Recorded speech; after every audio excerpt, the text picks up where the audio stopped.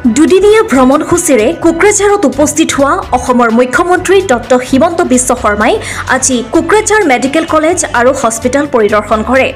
আজি ৰাতিপুৱা Kokrajhar medical college আৰু হস্পিটেলত উপস্থিত হৈ কোকৰাঝাৰ মেডিকেল কলেজৰ সমস্যা সমাধানত গুৰুত্ব প্ৰদান কৰি অতি শীঘ্ৰেই সমস্যাসমূহ সমাধান কৰা হ'ব বুলি মন্তব্য কৰে।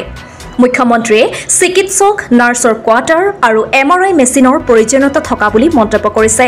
মুখ্যমন্ত্ৰীৰ সৈতে একেখন গাড়ীতে কোকৰাঝাৰ মেডিকেল কলেজ আৰু হস্পিটেলত উপস্থিত হয় BTR স্বাস্থ্য বিভাগৰ কাৰ্যবাহী সদস্য অৰূপ কুমাৰ দেয়ে। মুখ্যমন্ত্ৰীৰ সৈতে সংগ দিয়ে মন্ত্ৰী উৰ্খাও গৌৰা ব্ৰহ্ম আৰু সাংসদ ৰণগৌৰা নাৰ্জাৰীয়েও। পুনৰবাৰ জনাইছো, দুদিনীয়া ভ্ৰমণসূচীৰে কোকৰাঝাৰত উপস্থিত হোৱা অসমৰ মুখ্যমন্ত্ৰী ডক্টৰ হিমন্ত বিশ্ব শৰ্মাই আজি কোকৰাঝাৰ মেডিকেল কলেজ আৰু হস্পিটেল পৰিদৰ্শন কৰে। আজি ৰাতিপুৱা কোকৰাঝাৰ মেডিকেল কলেজ আৰু হস্পিটেলত উপস্থিত হৈ কোকৰাঝাৰ মেডিকেল কলেজৰ সমস্যা সমাধানত গুৰুত্ব প্ৰদান কৰি অতি শীঘ্ৰে সমস্যাসমূহ সমাধান কৰা হ'ব বুলি মন্তব্য কৰে। মুখ্যমন্ত্ৰীয়ে চিকিৎসক নাৰ্ছৰ কোৱাৰ্টাৰ আৰু MRI মেচিনৰ প্ৰয়োজনীয়তা থকা বুলি মন্তব্য কৰিছে। মুখ্যমন্ত্ৰীৰ সৈতে একেখন গাড়ীতে কোকৰাঝাৰ মেডিকেল কলেজ আৰু হস্পিটেলত উপস্থিত হয় BTR স্বাস্থ্য বিভাগৰ কাৰ্যবাহী সদস্য অৰূপ কুমাৰ দেয়ে। মুখ্যমন্ত্ৰীৰ সৈতে সংগ দিয়ে মন্ত্ৰী উৰ্খাও গৌৰা ব্ৰহ্ম আৰু সাংসদ ৰণগৌৰা নাৰ্জাৰীয়েও।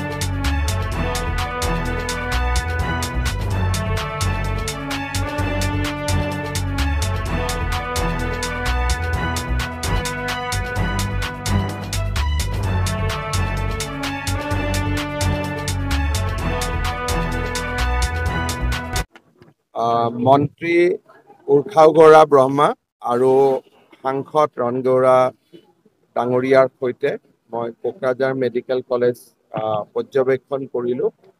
ইয়াত কেইটামান সমস্যা আছে, যেনেকৈ ডক্টৰৰ কাৰণে হোষ্টেল লাগে, নাৰ্ছৰ কাৰণে কোৱাৰ্টাৰ লাগে আৰু কিছু MRIৰ দৰে কিছু মেচিনৰো প্ৰয়োজন আছে।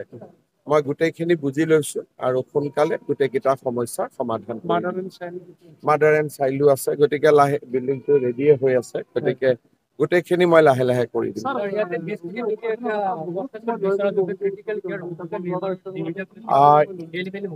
আচ্ছা, সেইটো মই নাজানো। নিবিদাক লৈ কিবা খেলি মেলি হৈছে নেকি, মই চাই দিম। হ'ব।